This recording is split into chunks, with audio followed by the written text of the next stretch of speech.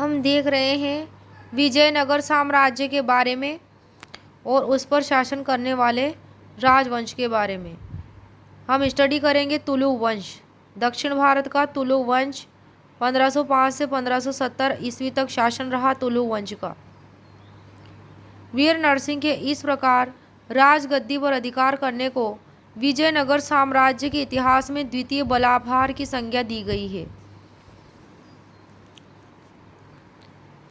1505 में नरसा नायक के पुत्र वीर नरसिंह ने सालू नरेश इमाडी नरसिंह की हत्या कर दी थी। किसकी हत्या कर दी थी? इमाडी नरसिंह की।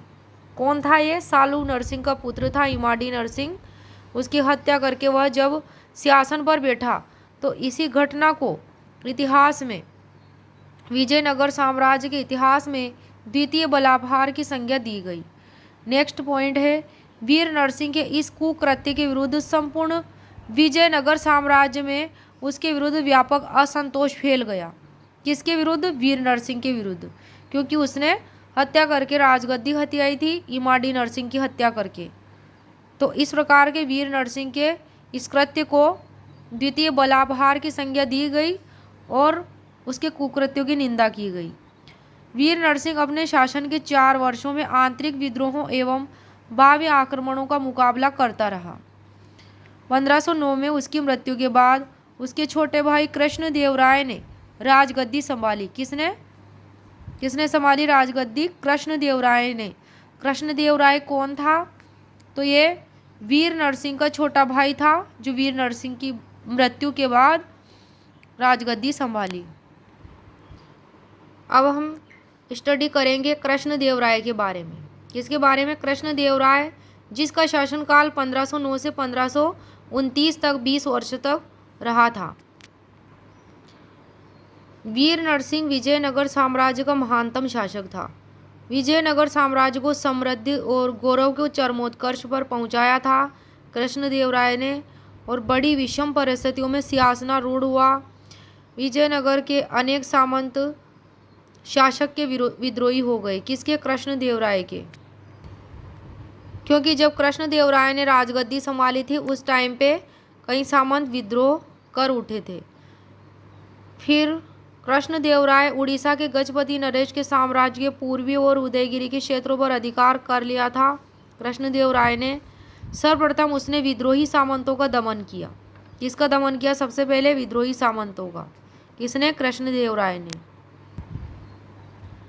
फिर 1513 ईस्वी में गजपति शासक से उदयगिरी जीता था कृष्णदेवराय ने। सबसे महत्वपूर्ण 1520 ईस्वी में उसने बीजापुर को पराजित करके संपूर्ण रायचूर दोआब पर अधिकार कर लिया था। किसने? कृष्णदेवराय ने। उसने बीदर और गुलबर्गा पर आक्रमण करके बहमनी सुल्तान महमूद शाह को कारागार से मुक्त करके बीदर की राजगद्दी पर आसीन किया था। किससे? बीदर और गुलबर्गा पर तो आक्रमण किया था कृष्णदेवराय ने, फिर बहमनी सुल्तान महमूद शाह को कारागार से मुक्त करवाया, फिर बीदर की राजगद्दी पर बिठाया। और इस उपलब्धि के उपलक्ष्य में उसने यवन स्थापनाचार्य की उपाधि धारण की थी। किसने धारण की थी यवन स्थापनाचार्य की उपाधि? तो कृष्णदेवराय ने धारण की थी। कृष्णदेवराय के पुर्तगालियों से अच्छे संबंध थे। किसके? कृष्णदेवराय के। किससे अच्छे संबंध थे? पुर्तगालियों से, जिसका मुख्य कारण था पुर्तगालियों की बीजापुर से शत्रुता तथा घोड़ों की आपूर्ति। पुर्तगालियों ने विजयनगर के साथ संधि की और शर्तों के अंतर्गत केवल मात्र विजयनगर को ही आयातित घोड़े बेचने का वचन दिया कि वे घोड़े किसको बेचेंगे? विजयनगर को। कौन? वे पुर्तगाली। नेक्स्ट पॉइंट है, 1510 ईस्वी में अल्बुकर्क ने फादर लुई को कालीकट के जमोरिन के विरुद्ध युद्ध संबंधी समझौता करने और भटकल में एक कारखाने की स्थापना की अनुमति मांगने विजयनगर के कृष्णदेवराय के दरबार में भेजा था। कहाँ पे भेजा था? अल्बुकर्क ने। कब? 1510 ईस्वी में। फादर लुई को। किसको? फादर लुई को कालीकट के जमोरिन के विरुद्ध। किसके विरुद्ध? कालीकट के जमोरिन के विरुद्ध युद्ध संबंधी समझौता करने और भटकल में कारखाने की स्थापना की अनुमति मांगने के लिए विजयनगर के कृष्णदेवराय के दरबार में भेजा था। किसके दरबार में भेजा था? विजयनगर के कृष्णदेवराय के दरबार में। किसको? फादर लुई को। नेक्स्ट पॉइंट है, कृष्णदेवराय एक महान सेनानायक और विजेता ही नहीं अपितु एक महान प्रशासक भी था। उन्होंने अपने प्रसिद्ध तेलुगु ग्रंथ आमुक्तमाल्यद में अपने राजनीतिक विचारों और प्रशासकीय नीतियों का विवेचन किया। आमुक्तमाल्यद इस ग्रंथ में राजस्व के विनियोजन और अर्थव्यवस्था के विकास पर विशेष बल देते हुए लिखा गया है कि राजा की तालाबों और सिंचाई के अन्य साधनों और अन्य कल्याणकारी कार्यों के द्वारा प्रजा को संतुष्ट रखना चाहिए। राजा को कभी भी धर्म की अवहेलना नहीं करना चाहिए, ऐसा आमुक्तमाल्यद ग्रंथ में लिखा गया है।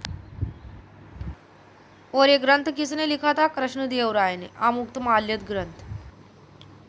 नेक्स्ट पॉइंट है, एक महान प्रशासक होने के साथ साथ वह एक महान विद्वान, विद्याप्रेमी और विद्वानों का उदार संरक्षक भी था, जिसके कारण उसे अभिनव भोज के रूप में प्रसिद्ध है, जिसके कारण उसे अभिनव भोज कहा गया है। उसका शासनकाल तेलुगु साहित्य का क्लासिकी युग कहा जाता है। किसका शासनकाल तेलुगु साहित्य का क्लासिकी युग माना जाता है? तो क्लासिकी युग माना जाता है राजा कृष्णदेवराय का शासनकाल। किसका शासनकाल? राजा कृष्णदेवराय का तेलुगु साहित्य का क्लासिकी युग माना जाता है। कृष्णदेवराय के दरबार को तेलुगु के 8 महान विद्वान और एक कवि सुशोभित करते थे। तेलुगु के 8 महान विद्वान रहते थे उसके दरबार में। किसके दरबार में? कृष्णदेवराय के। और वे कवि थे जिन्हें अष्टदिग्गज कहा जाता है। 8 महान विद्वान और कवि जिन्हें अष्टदिग्गज कहा जाता है, अतः उसे आंध्र भोज भी कहा जाता है। आंध्र भोज भी कहा गया है किसको? कृष्णदेवराय को। आंध्र भोज किसे कहा गया है? कृष्णदेवराय को। अष्टदिग्गज तेलुगु कवियों में पेड्डाना सर्वप्रमुख थे। कौन थे? तेलुगु कवियों में पेड्डाना सर्वप्रमुख थे अष्टदिग्गज में, जो कि संस्कृत और तेलुगु दोनों भाषाओं के ज्ञाता थे। किसके ज्ञाता थे? संस्कृत और तेलुगु भाषा के। कौन? पेड्डाना नामक तेलुगु कवि, जिन्हें कृष्णदेवराय ने विशेष रूप से सम्मानित किया था। उन्होंने अनेक मंदिरों, मंडपों, तालाबों आदि का निर्माण करवाया। किसने? कृष्णदेवराय ने। कृष्णदेवराय ने अपनी राजधानी विजयनगर के निकट नागलापुर नामक नगर की स्थापना की। उसके शासनकाल में पुर्तगाली यात्री डोमिंगो पायस ने विजयनगर साम्राज्य की यात्रा की थी। किसने यात्रा की थी? पुर्तगाली यात्री डोमिंगो पायस ने विजयनगर साम्राज्य की यात्रा की थी और कुछ समय तक कृष्णदेवराय के दरबार में रहा। कौन? ये डोमिंगो पायस। इसके दरबार में कृष्णदेवराय की।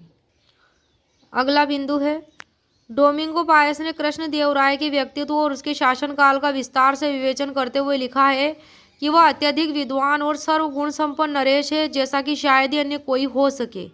वह अत्यधिक विद्वान और महान शासक और एक अत्यंत न्यायप्रिय व्यक्ति है। कौन? कृष्णदेवराय। डोमिंगो पायस ने विजयनगर राजधानी की अतिशय प्रशंसा में लिखा है कि इसके बाजारों में संपूर्ण विश्व की एक ऐसी वस्तु नहीं है जो नहीं बिकती हो। विजयनगर के आकार का उल्लेख करते हुए वह लिखता है कि आकार में वह विजयनगर रोम के समान विशाल और सुविस्तृत है। इस नगर में असंख्य लोग निवास करते हैं, जिनकी संख्या का मैं भय के कारण उल्लेख नहीं कर रहा हूँ कि कहीं इसे अतिशयोक्तिपूर्ण न माना जाए। कृष्णदेवराय के शासनकाल में एक अन्य पुर्तगाली यात्री डुआर्ट बारबोसा ने भी यात्रा की थी। किसने? डुआर्ट बारबोसा ने कृष्णदेवराय के शासनकाल में, जिसने समकालीन सामाजिक एवं आर्थिक जीवन का बहुत सुंदर वर्णन किया है। कृष्णदेवराय ने बंजर और जंगली भूमि को कृषि योग्य बनाने की कोशिश की थी। उसने विवाह कर जैसे अलोकप्रिय करों को समाप्त करके अपनी प्रजा को करों से राहत दी थी। बाबर ने अपनी आत्मकथा बाबरनामा में कृष्णदेवराय को भारत का सर्वाधिक शक्तिशाली शासक बताया है। उसने हजारा मंदिर तथा विट्ठल स्वामी के मंदिर का निर्माण करवाया था। कौन से मंदिर का? हजारा मंदिर और विठल स्वामी के मंदिर का निर्माण करवाया था कृष्णदेव राय ने, और वह हिंदू धर्म के सभी संप्रदायों का समान आदर करता था, यद्यपि उसकी आस्था वैष्णव धर्म में थी।